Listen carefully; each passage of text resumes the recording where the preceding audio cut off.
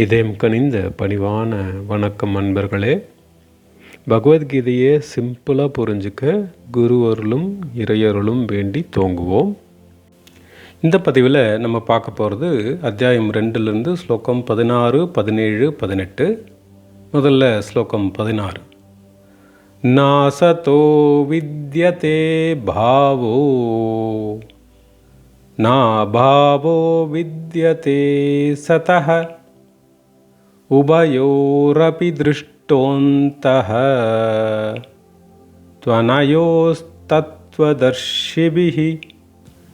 இதோட அர்த்தம், சத்தியமான உண்மை நித்திய நிரந்தரமானது. சத்தியமில்லாதவை இருப்பு நிலையில் உண்மையில் இருப்பதில்லை. இந்த தத்துவம் சத்தியத்தை உணர்ந்த ஞானிகளின் தீர்க்க தரிசனத்தில் கண்டறிந்த உண்மை. அடுத்து ஸ்லோகம் 17. அவிநாஷி து தத் வித்தி ஏன சர்வமிதம் ததம் விநாசமவ்யயஸ்யாஸ்ய ந கஷ்சித் கர்த்துமர்ஹதி.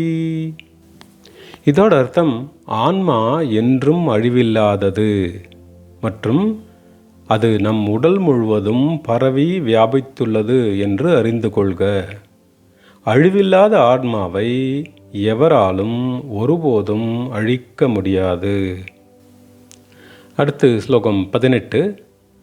அந்தவந்தயிமே தேஹா நித்யஸ்யோக்தாஹ் ஷரீரிணஹ அநாஷினோ பிரமேயஸ்ய தஸ்மாத் யுத்யஸ்வ பாரத. இதோட அர்த்தம், தேக உடல் மட்டுமே அழியக்கூடியது. அந்த உடலில் உறைந்திருக்கும் ஆன்மா என்றும் நிலையானது, முடிவில்லாதது, அளவிட முடியாதது, அழிவில்லாதது, நித்திய நிரந்தரமானது. எனவே அர்ஜுனா, இந்த உண்மையை உணர்ந்து உன் கடமையை செய். இப்போ இந்த ஸ்லோகங்களோட விளக்கத்தை சிம்பிளாக புரிஞ்சிக்க முயற்சி செய்வோம். நம்ம வாழ்க்கையில் நாம் எத்தனையோ பேரை இழந்திருப்போம். அப்பா, அம்மா, அண்ணன், தம்பி, அக்கா, தங்கச்சி, நாம் பெற்ற பிள்ளைகள், நெருங்கிய சொந்தக்காரர்கள், நண்பர்கள், இப்படி சாவு இல்லாத வீடே கிடையாது. சாகாவரம் பெற்ற யாரும் கிடையாதுங்க. 6லும் சாவு, 100லும் சாவு, வீட்டில் இருந்தாலும் சாவு, ரோட்டில் இருந்தாலும் சாவறதை தடுக்க முடியாதுங்க. ஐயோ போயிட்டாங்களேன்னு அழுதாலும் போனவங்க திரும்பி வர போகிறது இல்லைங்க. இதைத்தான் கவிஞர் கண்ணதாசன் அவர்கள் இந்த தத்துவ பாடல் வரிகளில் இப்படி சொல்லியிருப்பார். போனால் போகட்டும் போடா, இந்த பூமியில் நிலையாய் வாழ்ந்தவர் யாரடா, போனால் போகட்டும் போடா, வந்தவரெல்லாம் தங்கிவிட்டால் இந்த மண்ணில் நமக்கே இடமேது, உறவை சொல்லி அழுவதினாலே உயிரை மீண்டும் தருவானா. இப்படி மரணம் நம் வாழ்க்கையில் உண்டாக்கும் கிளி நமக்கு வாழ்வு மேலே ஒரு பயத்தை உருவாக்கும் இல்லைங்களா. நம்ம இறப்பு நமக்கு ஒரு முடிவு தான். அதோடு நம்ம சீஸ் டு எக்ஸிஸ்ட், உயிர் போனதுக்கப்புறம் நாம் இருக்கும் இந்த உடல் வெறும் பிணம்தான் அப்படின்னு நம்ம தெரிஞ்சுக்கிறோம். ஆனால் பகவான் இந்த 18வது ஸ்லோகத்தை சொல்கிற சத்தியத்தை நாம் நிதர்சனமாக உணரணுங்க. நம்ம மரணத்தின் போது, நாம் இறக்கும்போது நம்ம உயிர் இந்த உடலை விட்டு பிரியும். இது எல்லாரும் சொல்கிற சாதாரண ஸ்டேட்மெண்ட் தானே, இதில் என்ன இருக்குது அப்படின்னு பார்க்குறீங்களா? இதோட உள்ளர்த்தத்தை நல்லா கவனித்தோம்னா, இங்கே உடல் அப்புறம் உயிர் அப்படின்னு 2 பற்றி சொல்கிறோம். நம்ம உடலை நம்மளால் தொட்டு பார்க்க முடியுது. அதனால் நம்ம பாடியை நம்ம ஈஸியாக ஐடென்டிஃபை பண்ணிடலாம். இந்த உடலுக்குள்ளே இருக்கிற உயிரை நம்மளால் பார்க்க முடியாது, நம்ம உணர மட்டும்தான் முடியும். எப்படி உணரலான்னு கேட்டிங்கன்னா, நம்ம டெய்லி தூங்கும்போது நாம் அதை அனுபவிச்சுட்டு தான் இருக்கோம். சுஷுப்தி அப்படின்னு சொல்லப்படுற டீப் ஸ்லீப் ஸ்டேட்டில் நல்லா ஆழ்ந்து தூங்கும்போது நாம் நம்ம பாடி, மைண்டு, ட்ரீம் ஸ்டேட்டில் எல்லாத்தையும் மறந்துட்டு எல்லை கடந்த ஒரு வித நிம்மதியான சுகமான உறக்கத்தை அனுபவிக்கிறோமே, அது இந்த ஆத்மானுபவத்தோட ஒரு சாம்பிள் தாங்க. நாம் என்ன தான் விழிப்பு நிலையில் உலக வாழ்க்கையில் சாதித்தாலும் இந்த தூக்கம் கொடுக்குற பரம நிம்மதியை, புத்துணர்ச்சியை வேறு எதுவும் நமக்கு கொடுக்காது இல்லைங்களா? அப்படி இந்த உயிராக இருக்கக்கூடிய நம்ம ஆன்மா நமக்குள்ளே இருக்கிற வரைக்கும் தான் நமக்கு இந்த ஜீவனம். அதனால தான் இதை ஜீவாத்மா அப்படின்னு சொல்கிறோம். இந்த ஜீவாத்மா நம்ம உடல் முழுக்க ஒவ்வொரு அணுவிலும் பரவி இருக்குங்க.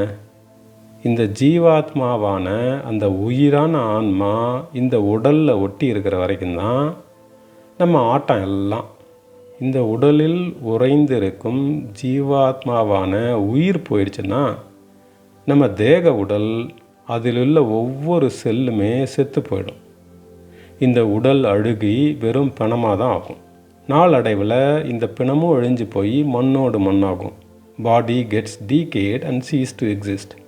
ஆனால் 17வது ஸ்லோகத்தில் ஆன்மா என்றும் அழிவில்லாதது அப்படின்னு பகவான் சொல்கிறார். அந்த ஆன்மா என்றும் நிலையானது, முடிவில்லாதது, அளவிட முடியாதது, நித்திய நிரந்தரமானது. இப்படி அழிவில்லாத ஆன்மாவை யாராலும் எப்பவும் அழிக்க முடியாது அப்படிங்கிறார் பகவான்.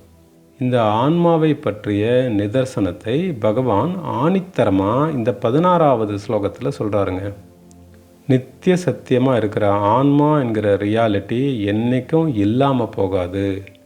இந்த ஆன்மாவை தவிர நம்ம உலகத்தில் நம்ம சென்சஸ் மூலியமாக பார்க்கக்கூடிய திங்ஸ் எல்லாமே இருக்கிற மாதிரி நம்ம புலன்களுக்கு தெரிஞ்சாலும் அது நம்ம மனசோட கற்பனை தான் அப்படிங்கிறார். உண்மையில் இங்கே இருக்கிறது இந்த ஆத்மா மட்டும்தாங்க. இந்த ஆத்மாவை தவிர மற்ற எல்லாம், இந்த உலகம், நம்ம பாடி, மைண்டு உள்பட எல்லாமே இருக்கிற மாதிரியே நமக்கு தெரிஞ்சாலும் அதோட எக்ஸிஸ்டன்ஸ் கிடையாதுங்க. ஏன்னா நம்ம சென்சஸ் மூலமாக அனுபவிக்கிற நாமளே இல்லாமல் போயிட்டா, உயிர் அப்படிங்கிற ஆன்மா இல்லைன்னா இந்த உடம்பு அழிஞ்சிடும், இந்த உலகமும் நமக்கு இல்லாமல் போயிடும் இல்லைங்களா? இதுதான் சத்தியமான உண்மை. இந்த உண்மையான சத்தியம் நித்திய நிரந்தரமானது. இந்த உண்மையை தவிர வேற எதுவும் சத்தியம் இல்லாதவை, இருப்பு நிலையில் உண்மையில் இல்லை அப்படிங்கிறார் பகவான்.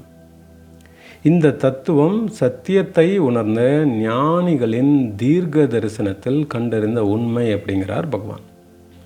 அதனால் இந்த ஆன்மாவை பற்றின உண்மையை, சத்தியத்தை தெரிஞ்சுக்கிட்ட நாம் அதை நிதர்சனமாக உணர தியானம் செய்வோம். நல்லது. நன்றி. வணக்கம். ஓம் சாந்தி.